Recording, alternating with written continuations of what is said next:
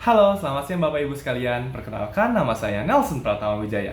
Saya merupakan seorang mahasiswa dari Universitas Multimedia Nusantara atau yang dikenal dengan UMN, dan saya mengambil jurusan DKV atau Desain Komunikasi Visual yang mengambil peminatan ide atau interaktif design.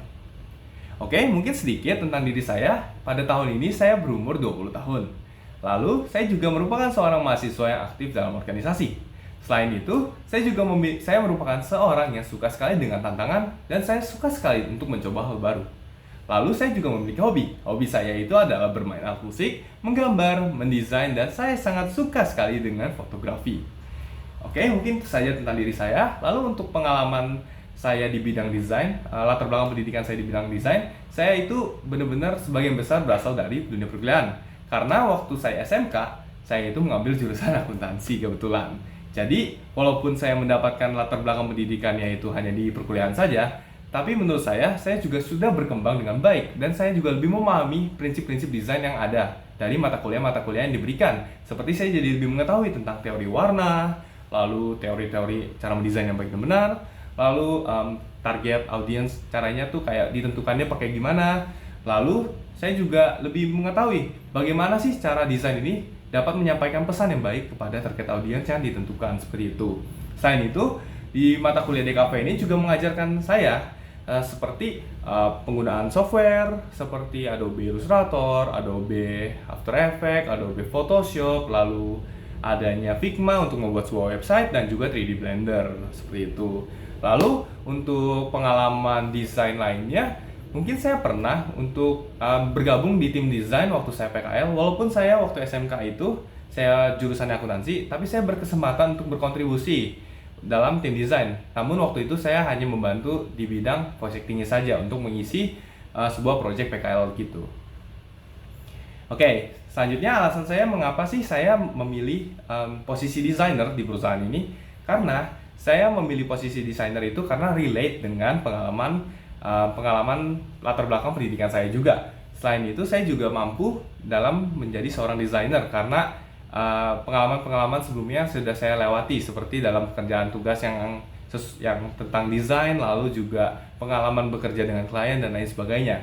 Lalu alasan saya kenapa sih saya memilih perusahaan ini untuk di-apply menjadi seorang desainer sayanya, karena perusahaan ini itu memiliki visi misi yang jelas. Lalu saya juga melihat perusahaan ini memiliki reputasi yang baik juga. Lalu portofolio yang beragam juga menjadi tolak ukur saya kayak, oh my god, perusahaan ini itu benar-benar memberikan kesempatan kepada semua desainernya untuk mengeksplor gaya desainnya dia gitu, desain mereka seperti itu.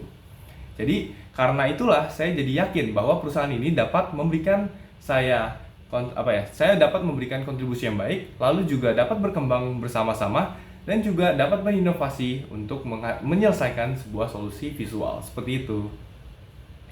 Oke, untuk pengalaman, saya memiliki pengalaman sebagai seorang desainer motion grafis. Jadi waktu itu saya diminta untuk membuat sebuah aset dari konsep yang sudah disediakan dan juga saya membuat motionnya atau menggerakkannya sesuai skenario yang telah ditentukan sebelumnya.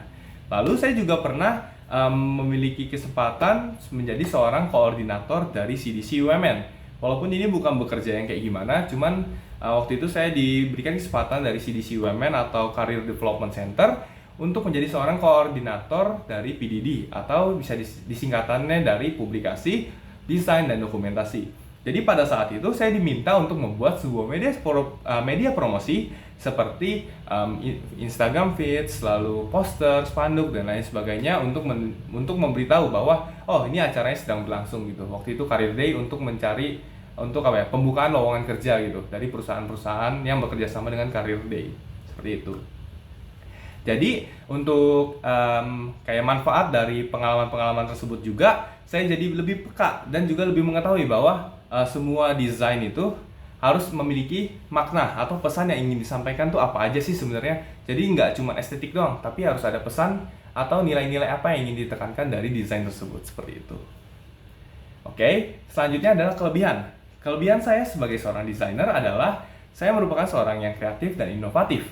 Kenapa saya bilang seperti itu? Karena saya itu merupakan orang yang mampu membuat visual yang baik. Lalu saya juga menekankan visual yang baik atau visual yang estetik dan juga digabungkan dengan pesan yang ingin disampaikan. Jadi seimbang gitu. Jadi nggak yang cuman oh ini bagus doang, tapi apa ya maksudnya dari desain ini, nggak seperti itu. Jadi kayak keseimbangan antara desain dan juga keseimbangan antara pesan yang ingin disampaikan agar dapat memberikan informasi kepada target audiens yang ingin dicapai, seperti itu. Selain itu, saya juga merupakan seorang fotografer. Saya merupakan fotografer karena saya waktu selama organisasi saya biasanya mengambil sebagai seorang dokumentasi gitu. Dan juga saya juga sekarang sedang menjadi ASMA Fotografi Principal untuk anak untuk anak semester 1 seperti itu. Lalu dengan kehobian saya dan kebiasaan saya sebagai seorang fotografer, saya biasanya menggabungkan desain saya dan juga fotografi saya. Jadi saya gabungkan menjadi sebuah digital imaging seperti itu. Jadi saya juga suka dengan digital imaging untuk menghasilkan karya yang sesuai, yang diharapkan juga dan bermanfaat dan juga memberikan pesan untuk target audiens seperti itu. Lalu untuk kekurangan saya memiliki kekurangan yaitu saya terlalu fokus terhadap detail tertentu. Jadi saya kadang kayak menghabiskan waktu banget kayak di detail satu doang gitu, kayak buang-buang waktu lah bisa dibilang. Jadi kayak nggak ada prioritasnya. Jadi karena tidak ada prioritas itu jadinya bisa dibilang time management yang kurang baik. Jadi dari kekurangan tersebut juga saya saya sedang berusaha untuk merubahnya dengan cara saya itu lebih kayak membuat skala prioritas, kayak harus ngelakuin ini dulu, baru ngelakuin ini, baru ngelakuin ini. Jadi nggak yang stuck di situ-situ doang gitu. Itu cara saya buat menanggulangi kekurangan tersebut. Oke, selanjutnya adalah gaya desain. Oke, untuk gaya desain ini saya itu ada dua macam. Jadi ada desain poster sama media, sama yang desain yang kayak buat menggambar dan membuat poster gitu. Menurut saya bikin beda gitu.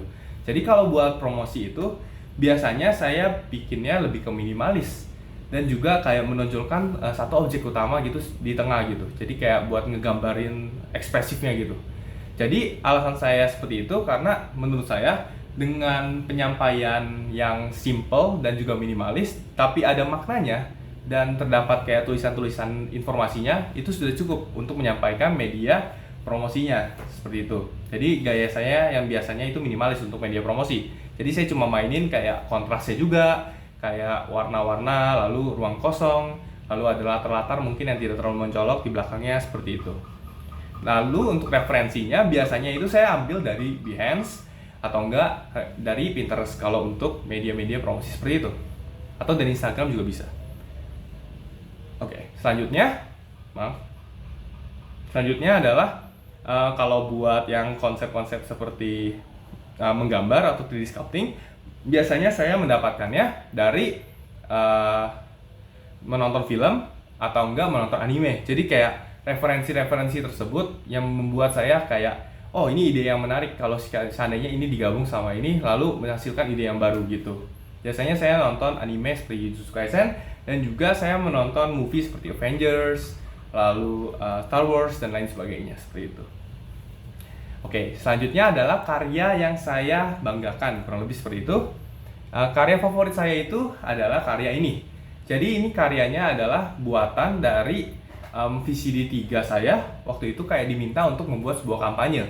Jadi waktu itu saya memilih SDG tentang kewirausahaan lah, kayak buat berusaha untuk membuat sesuatu yang tidak mengurangi angka pengangguran. Kurang lebih kayak tentang pekerjaan gitu SDG-nya.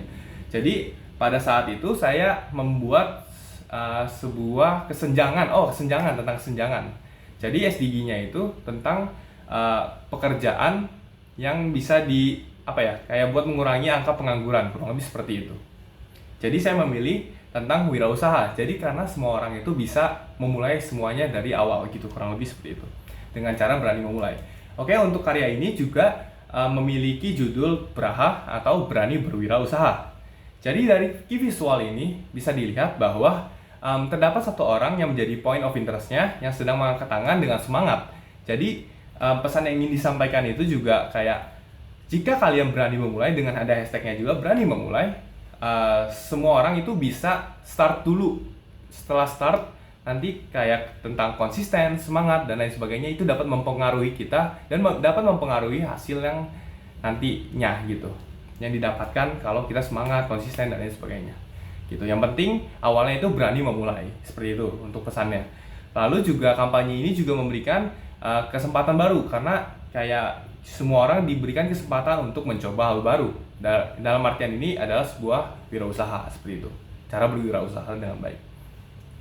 Lalu dengan dihias dengan kata-kata yang bener aja rugi dong. Nah, waktu itu saya buat dari referensi yang waktu tenar. Intinya kata-kata ini tuh sempat booming dan viral. Jadi kata-kata ini saya gunakan dan saya taruh untuk jadi visual saya pada kampanye ini, karena target audiens saya waktu itu sekitaran 20-an sampai 30-an, seperti itu. Jadi masih relate dengan kata-kata viral yang zaman now gitu, dan juga waktu itu sedang booming. Jadi kemungkinan untuk target audiens tertarik untuk membacanya itu juga lebih gampang dan lebih pasti gitu lah. Jadi orang-orang kayak tertarik, wih ada apa nih kata-kata viral yang ada di poster ini, terus langsung membaca dan mencari tahu tentang Braha ini, kampanye ini, seperti itu.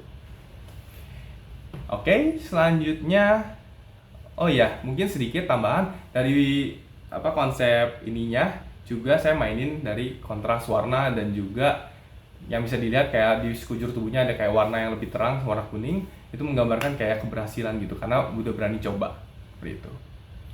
Oke, selanjutnya adalah proses desain. Oke, untuk proses desainnya itu saya biasanya yang pasti memahami briefnya dulu. Setelah saya memahami brief dan saya sudah paham, saya biasanya langsung melakukan riset, karena ya harus tahu dulu kita diminta apa sih sebenarnya untuk membuat desain itu. Selanjutnya saya biasanya langsung kayak mikirin kira-kira ide yang cocok tuh apa sih. Lalu setelah udah dapet idenya, saya biasanya langsung sambil cari referensi biar kayak ada gambarannya lagi buat di kepala gitu. Setelah saya dapat ide, referensi, dan juga hasil riset yang sudah cukup, saya biasanya langsung tuangkan dalam bentuk gambaran kasar. Nggak kasar banget sih, jadi kayak yang penting kebentuk untuk kayak apa ya, kalau untuk diasistensikan jadi tetap kelihatan seperti itu. Jadi setelah saya udah gambar, entah itu mau digambar di kertas atau digambar di digital juga bebas, yang penting kegambar dulu untuk konsepnya. Lalu saya biasanya asistensiin kepada dosen atau ke kliennya. Setelah saya udah asistensiin, saya biasanya nanya butuh revisi atau tidak. Jika butuh revisi, saya biasanya langsung saya ubah, dan saya juga bentuk langsung gambar yang lebih ke gambar lagi gitu. Jadi kayak saya ngegambarin ke digital dengan ada warna dan segala macam, tapi belum difinalin gitu. Ya, saya biasanya gambar seperti itu. Lalu setelah saya udah asis, langsung saya pindahkan ke dalam digital, dan juga saya gambar yang sudah oke lah, yang sudah bisa dilihat dalam bentuk konsepnya. Saya biasanya langsung asistensiin lagi, Pak yang ini kira-kira udah oke belum? Kalau sudah oke, biasanya saya langsung finalisasi. Kalau seandainya belum oke, biasanya saya revisi lagi. Setelah revisi saya asis lagi, oh udah oke, saya baru finalisasi. Jadi biar final gitu. Itu biasa proses desain yang saya lakukan. Oke, selanjutnya adalah untuk perbedaan visi terhadap klien dan saya pernah waktu itu pas saya menjadi seorang desainer motion grafis, saya pernah membuat satu skenario. Mungkin contohnya ada orang berjalan gitu. Saya bikin orang berjalan itu agak naik turun gitu. Karena menurut saya itu realisnya, agak naik turun, namun dia mintanya yang kayak rata gitu dong. Nah, jadi pada saat itu saya kayak ajak diskusi bahwa baiknya tuh seperti ini Pak, gini. Terus kayak saya juga sebelum itu saya nanya dulu, Bapak kira-kira maunya kayak gimana sih untuk gerakan-gerakannya, seperti itu. Lalu dari si klien tersebut minta jalannya emang lurus doang. Lalu saya memberikan opsi, kira-kira kalau seandainya saya diberikan agak naik sedikit, nggak yang terlalu kelihatan banget kayak gini, atau yang sedikit lah pokoknya, mau tidak? Nah, jika saya sudah ajak diskusi, terus kayak oh ya, kebetulan hasil diskusi itu si kliennya mau, jadinya kayak menerima saran saya. Jadi dengan mempertimbangkan estetika dan juga kerealisannya juga, saya memberi kayak gambaran gitu, dan untungnya klien itu ACC. Namun kalau biasanya kalau kliennya nggak ACC, biasanya saya tetap ya udah buat sesuai kemauannya dia. Yang penting saya sudah memberitahu lah kayak oh ini baiknya seperti ini, menurut Bapak gimana? Kalau seandainya kliennya itu nggak mau ya sudah, karena semua yang kita desain itu tetap harus dari kliennya sendiri. Kalau kliennya nggak suka ya kenapa kita tetap bikin gitu, kurang lebih. Yang penting kita udah kasih saran intinya seperti itu. Oke, selanjutnya adalah harapan. Oke, harapan saya untuk perusahaan ini adalah harapan saya dapat berkontribusi dengan baik dan juga dapat memberikan dampak positif bagi perusahaan tentunya. Lalu saya juga mampu berkembang dari segi keterampilan dan juga segi kekreativitasan seperti itu. Lalu untuk harapan saya untuk beberapa tahun ke depan itu, saya berharap saya mampu lebih memahami dalam bidang ini juga, terus dalam lapangan kerja ini juga, kayak tentang strategi desainnya dan lain sebagainya. Selain itu, saya juga berharap saya juga mampu memimpin atau memiliki peran penting untuk proyek-proyek penting selanjutnya seperti itu. Lalu, saya juga berharap dengan adanya kesempatan dari perusahaan ini untuk meng-hire saya sebagai seorang desainer, saya mampu menjadi desainer yang lebih baik lagi ke depannya. Jadi saya lebih lebih mengetahui tentang keseimbangan antara penyampaian pesan yang ingin disampaikan dari sebuah desain agar lebih masuk ke dalam target audiens yang ingin dicapai seperti itu. Mungkin segitu saja hasil interview saya kali ini. Saya Nelson Pratawijaya dengan NIM 0000006761. Terima kasih.